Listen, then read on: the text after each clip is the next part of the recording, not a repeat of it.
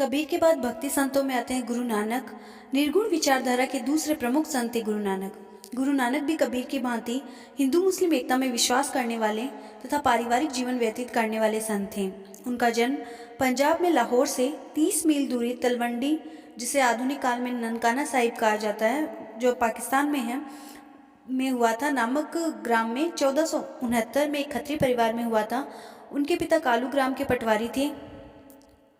नानक की प्रारंभिक शिक्षा गांव की पाठशाला में हुई थी। उन्होंने हिंदी, संस्कृत और फारसी भाषाओं का अच्छा ज्ञान प्राप्त किया था, किंतु शिक्षा से उन्हें कोई मोह नहीं था।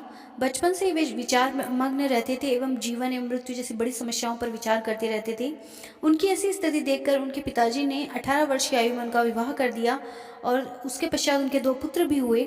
नानक के पिता उन्हें काम सीखने के लिए उनके ससुर थे उनके पास भेज दिया, परंतु नानक हिसाब किताब का काम ठीक से नहीं कर पाए और साधु सन्यासियों की संगति में रहने लगे। गृहस्थ जीवन व्यतीत करते हुए वे भगवान की ओर आकृष्ट हुए, किंतु वे भी कबीर की तरह भगवान की निर्गुण भक्ति के समर्थक थे। हम भक्ति परंपरा में देखते हैं तो वहाँ हमें 2 प्रकार के संत मिलते हैं, सगुण और निर्गुण। तो जहाँ रामानंद सगुण भक्ति के समर्थक थे, वहाँ कबीर नानक निर्गुण भक्ति के समर्थक थे। साधु सन्यासियों की संगति में रहते रहते वे स्वयं धर्म गुरु बन गए और लोगों को उपदेश देने लगे। उन्होंने गृहस्थ जीवन का परित्याग नहीं किया। कबीर की भांति उनका विचार था कि गृहस्थ जीवन आध्यात्मिक उन्नति में बाधक नहीं है। वो भी मानते थे कि गृहस्थ रहकर भी इंसान मोक्ष को प्राप्त कर सकता है, भक्ति कर सकता है। नानक एक लंबे समय तक भ्रमण करते रहे और भ्रमण का यह क्रम जीवन भर चलता रहा। कहा जाता है कि वे श्रीलंका और मक्का एवं मदीना तक गए थे। उन्होंने हिंदुओं और मुसलमानों के धार्मिक जो केंद्र थे वहाँ की यात्राएं की और अनेक साधु संत और फकीरों से मिले, जिससे उन्होंने धर्म के विभिन्न पहलुओं पर बहस की, अपने ज्ञान की वृद्धि की। नानक अपने शिष्य मर्दाना के साथ घूमकर अपने विचारों का भजन के रूप में प्रचार करते थे। उन्होंने बहुत से प्रेरक पदों की रचना की। उनके द्वारा रचित पदों एवं गीतों को एक ग्रंथ के रूप में संकलित किया गया, जो बाद में आदि ग्रंथ के रूप में प्रकाशित हुआ। नानक का रहन सहन था, उपासना ढंग सूफी संतों के समान ही था। नानक का आदि ग्रंथ उनके अनुयायियों के सबसे बड़े धर्म ग्रंथ बन गया, जिसे गुरु ग्रंथ साहिब कहा जाता है वर्तमान में। नानक के मतानुसार ईश्वर एक है, जो सर्वव्यापक और सर्वशक्तिमान है, जिसकी केवल अनुभूति है, उसे किसी भी प्रकार के शब्दों में वर्णित नहीं किया जा सकता, अर्थात ईश्वर निर्गुण है। उन्होंने इस कहा कि ईश्वर के लिए हरिराम, गोपाल, अल्लाह, खुदा, साहिब आदि नामों का प्रयोग अपने भजनों में खुद भी किया और वो मानते भी थे। वह निर्गुण, निराकार, अचिंत्य, शाश्वत, अंतर्यामी एवं सर्वव्यापी है। उनका कहना था कि ईश्वर के प्रति पूर्ण आत्मसमर्पण कर उसका नाम जपने से, नम्रतापूर्वक व्यवहार करने से तथा सभी प्रकार के छल कपट से दूर रहने से मनुष्य मुक्ति प्राप्त कर सकता है। नानक जो ईश्वर था वो सर्वोच्च था, स्वतंत्र था और गतिहीन है। उनकी कोई जाति नहीं है, न कोई जन्म लेते हैं, न कोई मृत्यु प्राप्त करते हैं, जिसकी प्राप्ति प्रेम और भक्ति द्वारा ही संभव है। नानक कर्मवाद और पुनर्जन्मवाद में भी विश्वास रखते थे, इसलिए वे मुक्ति को मानव जीवन का अंतिम लक्ष्य समझते थे। मुक्ति से उनका अभिप्राय आत्मा का अलग अस्तित्व समाप्त हो जाना और आत्मा का परमात्मा में लीन हो जाने से था। अन्य संतों की भांति नानक भी गुरु को महत्व देते थे। भक्ति आंदोलन में हम पाते हैं कि सभी संत जो है गुरु की महत्ता पर विशेष ध्यान देते हैं, विशेष महत्व देते हैं। उनका भी मानना था कि गुरु के बिना ज्ञान नहीं मिलता और ज्ञान के बिना साधक को सन्मार्ग नहीं मिल सकता। साधक के लिए नैतिकता, नम्रता, सत्य, दान, दया आदि गुणों का होना आवश्यक है। कबीर अशिक्षित थे, जबकि नानक एक शिक्षित व्यक्ति थे। यही कारण है कि नानक जो कथन है और विचारों में तीव्रता और गर्वोक्ति के स्थान पर मृदुलता और विनम्रता है। उन्होंने समाज के दोषों की अत्यंत शिष्ट भाषा का प्रयोग करते हुए आलोचना की। उनके विचारों में भारतीय दार्शनिक परंपरा की स्पष्ट झलक मिलती है। उनके पदों और गीतों में उर्दू, फारसी के तत्कालीन प्रचलित जो शब्द थे उनका भी प्रयोग हुआ है भरपूर। संभवतः इसका कारण यह था कि उनका जन्म स्थान और प्रचार क्षेत्र पंजाब था, जहां उन शब्दों का जनसाधारण में प्रचलन था। अतः जनसाधारण की भाषा में अपने विचार रखना अधिक युक्ति संगत था। उनकी संयत और शिष्ट भाषा तथा उदार विचारों के कारण उनके जो सिद्धांत थे उससे उच्च वर्ग के लोग भी उतने ही प्रभावित हुए जितने कि निम्न वर्ग के लोग। नानक का मुख्य उद्देश्य हिंदू धर्म में सुधार करना और कबीर की भांति हिंदुओं और मुसलमानों के बीच मैत्रीपूर्ण संबंधों को स्थापित करना था। वे किसी नवीन धर्म या संप्रदाय की स्थापना नहीं करना चाहते थे और उनके जीवन काल में सिख धर्म का अस्तित्व भी नहीं था। उनके अनुयायियों एवं शिष्यों को अवश्य सिख कहा जाता था। यह पंजाबी भाषा में संस्कृत शिष्य शब्द का ही रूपांतरण है। 1538 में नानक की मृत्यु के बाद उनके अनुयायियों और शिष्यों ने सिख धर्म की स्थापना की। कालांतर में 10 गुरुओं के नेतृत्व में इस धर्म ने महत्वपूर्ण उन्नति की। देश में और विशेषकर पंजाब में इस धर्म का आज भी भारी प्रभाव है। कबीर की भांति नानक का भी मानना था कि धर्म के बाह्य आडंबर और उपचार निरर्थक है और इन्हीं बाह्य आडंबरों के कारण लोगों के बीच अंतर पैदा होता है और वे गुमराह होते हैं। हिंदू और मुसलमान दोनों ही इन बाह्य आडंबरों में फंसकर इधर उधर भटक रहे हैं। नानक का उपदेश था कि मनुष्य मात्र की भलाई करो, मनुष्य मात्र से प्रेम करो, प्रत्येक प्राणी से भातृत्व भाव से स्नेह करो। उन्होंने हिंदू और मुसलमान दोनों ही धर्मों के बाह्य आडंबरों का खंडन किया। उन्होंने मुसलमानों से कहा कि दया को अपनी मस्जिद मानो, भलाई एवं निष्कपटता को अपनी नमाज की दरी मानो, जो कुछ भी उचित और न्याय संगत है वही तुम्हारी कुरान है।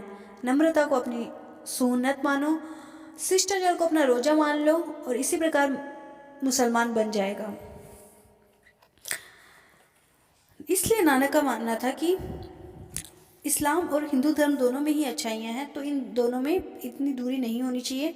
उन्होंने पांचों नमाजों की व्याख्या करते हुए कहा, पहली नमाज सच्चाई की, दूसरी इंसाफ की, तीसरी दया, चौथी नेक नियति और पांचवी भगवान का स्तवन है। वे जन्म पर आधारित जातिगत भेदभाव को भी नहीं मानते थे। उनकी मान्यता थी कि मनुष्य अपने कर्मों द्वारा ही उच्च व नीच होता है तथा उसे ईश्वर भक्ति द्वारा ही इस संसार से छुटकारा मिल सकता है।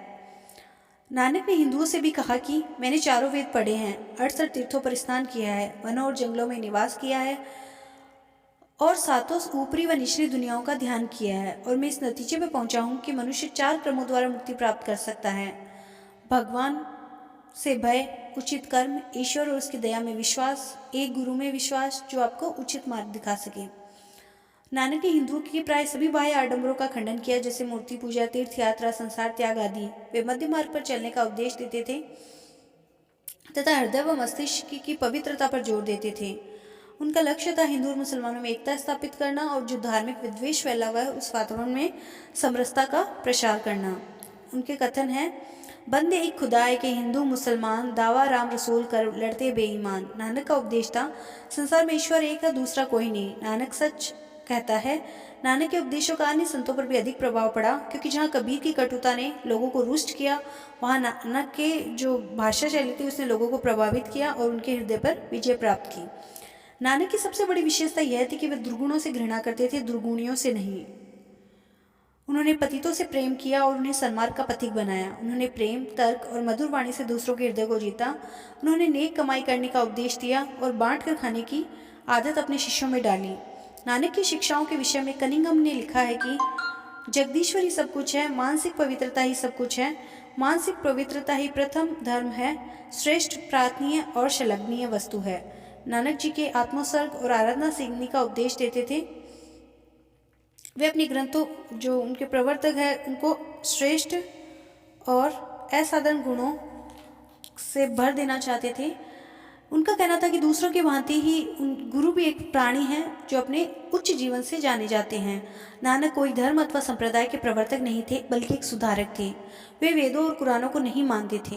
वे जाति पाति, ब्राह्मणों की प्रमुखता, मुल्लाओं की प्रधानता और बाह्य आडंबरों को भी नहीं मानते थे। उनके जो द्वार थे वो मानव मात्र के लिए खुले हुए थे और उन्होंने सभी जातियों के लोगों, यहाँ तक कि अछूतों को भी अपना शिष्य बनाया। वे सदैव पुण्य की प्रशंसा और पाप की निंदा करने वाली बातों पर जोर देते थे। इस प्रकार नानक एक महान व्यक्ति थे और सिख संप्रदाय आज भी भारत में स्थापित है। अन्य भक्ति कवियों में सूरदास का नाम प्रमुख रूप से जाना जाता है। अंध कवि एवं भक्त सूरदास संभवतः 16वीं सदी के अंत में अथवा 17वीं सदी के प्रारंभ में पैदा हुए थे। भक्ति आंदोलन के महान संतों में उनका एक विशिष्ट स्थान है। सूरदास एक उच्च कोटि के संत थे। वह न केवल उपदेशक नहीं थे और न ही वो सुधारक थे, बल्कि वो तो एक भक्त थे। उन्होंने किसी संप्रदाय अथवा पंथ की स्थापना नहीं की। उनकी 3 रचनाएं सूर सारावली, साहित्य लहरी और सूर सागर जनसाधारण में भी लोकप्रिय रही। सूरदास ने यद्यपि अपने पदों के विषय में जो विषय लिए हैं वो भागवत पुराण से लिए हैं, किंतु वो भागवत पुराण या किसी भी रूप में उसका अनुवाद नहीं है। सूर सागर पूर्ण रूप से उनकी मौलिक रचना है। सूरदास सगुण भक्त थे।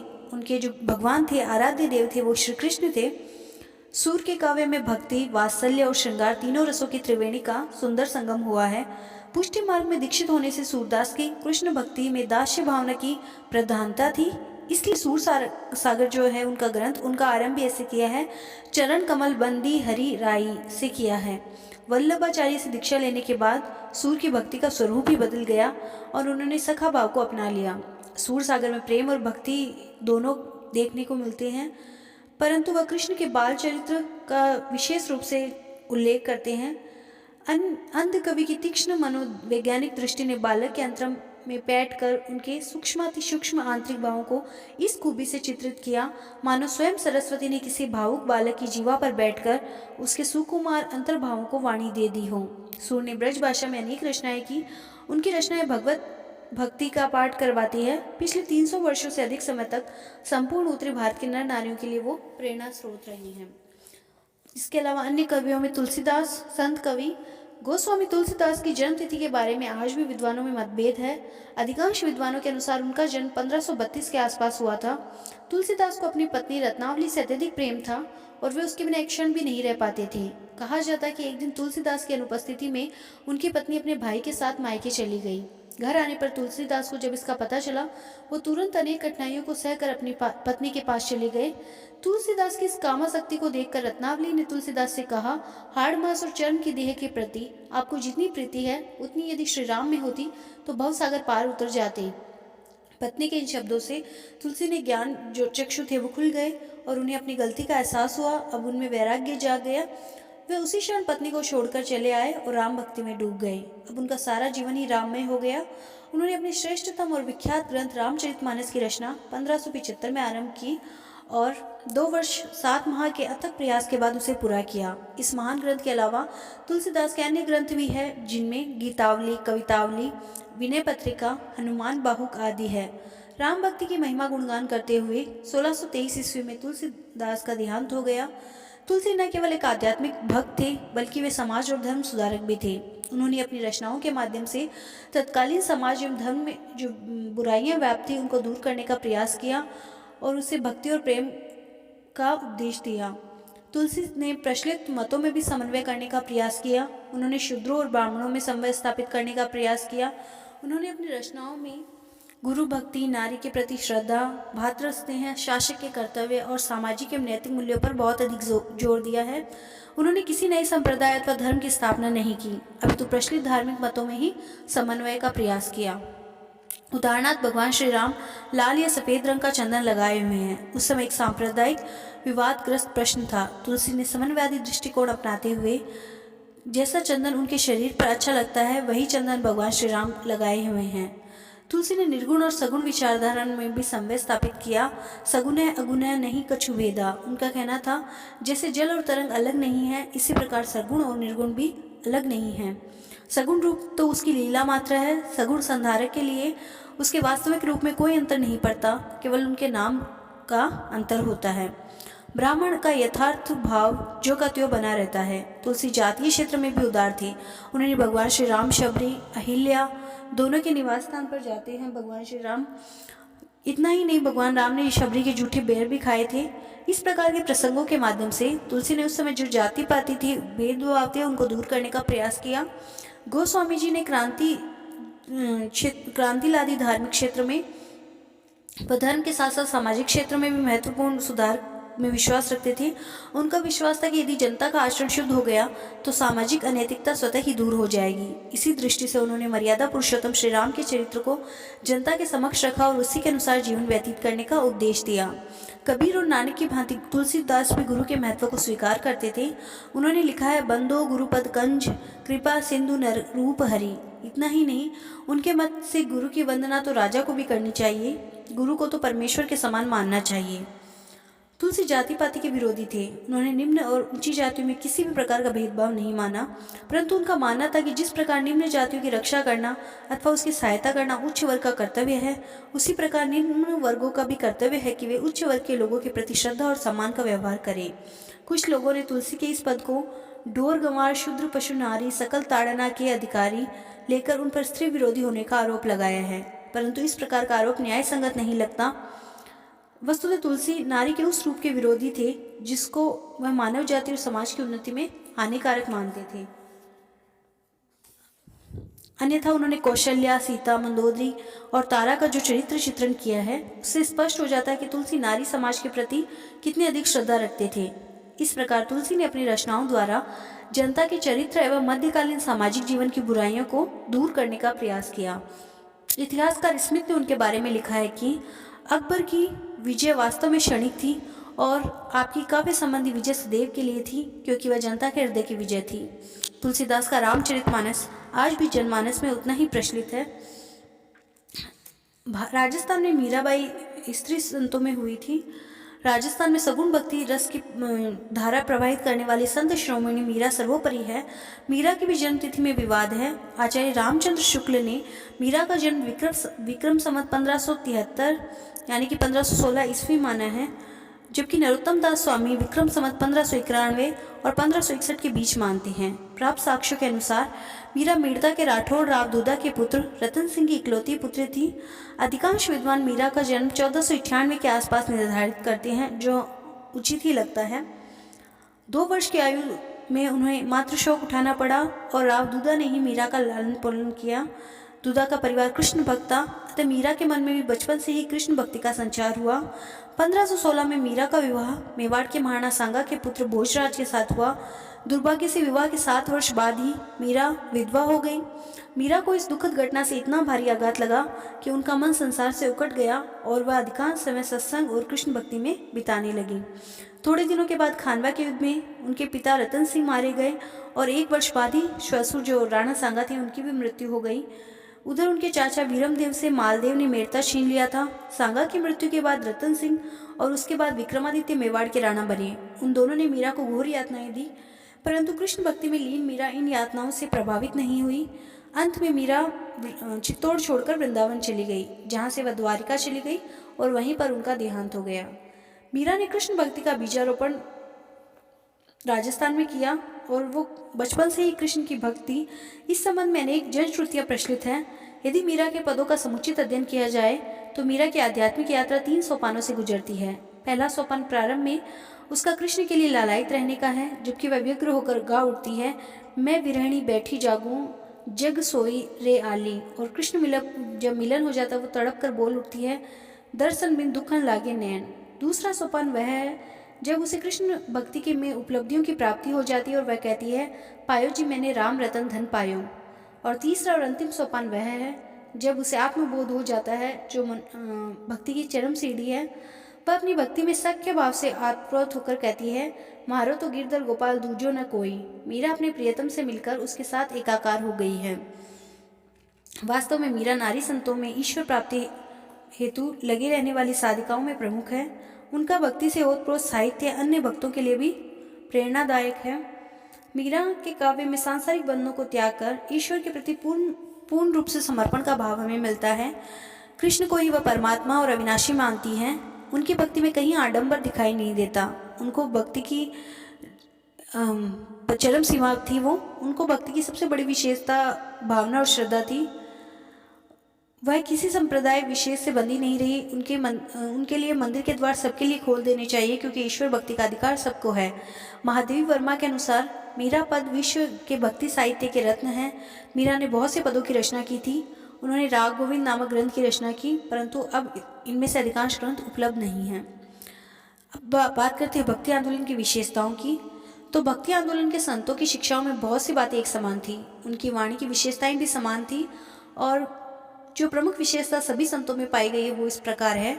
भक्ति आंदोलन के सभी संतों ने सामाजिक समानता पर जोर दिया। उन्होंने जाति पाति ऊंच नीच की भावना का खंडन किया और मानव मात्र को मोक्ष का अधिकारी घोषित किया। उन्होंने सभी जातियों के लोगों को बिना किसी भेदभाव के अपने शिष्य मंडली में स्थान दिया।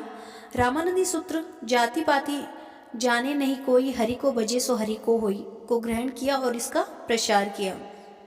दूसरी विशेषता है, सभी संतों ने धर्म के बाह्य आडंबरों और कर्म कांडों का खंडन किया। उनका मानना था कि मोक्ष की प्राप्ति के लिए इन सब आडंबरों की कोई उपयोगिता नहीं है। इसके लिए व्यक्ति को अपने आचरण और चरित्र को शुद्धता रखनी चाहिए और ईश्वर की भक्ति करनी चाहिए। भक्ति के द्वारा ही मोक्ष प्राप्ति संभव है। इसलिए व्यक्ति को पूर्ण रूप से ईश्वर को प्रति समर्पित भाव से सेवा करनी चाहिए। सभी संतों ने एकेश्वरवादी विचारधारा का प्रचार किया। ये बात दूसरी है कि उनमें से अधिकांश सगुण ईश्वर की उपासना पर जोर देते थे। उनमें से कुछ ने राम भक्ति, कुछ ने कृष्ण भक्ति, परंतु सभी क्या है ईश्वर में आस्था पर ही विश्वास रखते थे। बहुदेववाद का सभी ने खंडन किया। निर्गुण संतों ने भी एकेश्वरवादी विचारधारा का प्रसार किया। उन्होंने मूर्ति पूजा का भी विरोध किया। ईश्वर के सगुण और निर्गुण रूपों के उपासक होते हुए भी इनमें एक दूसरे के अन्यायों के प्रति उच्च कोटि की धार्मिक सहिष्णुता हमने पाई है, देखी गई है।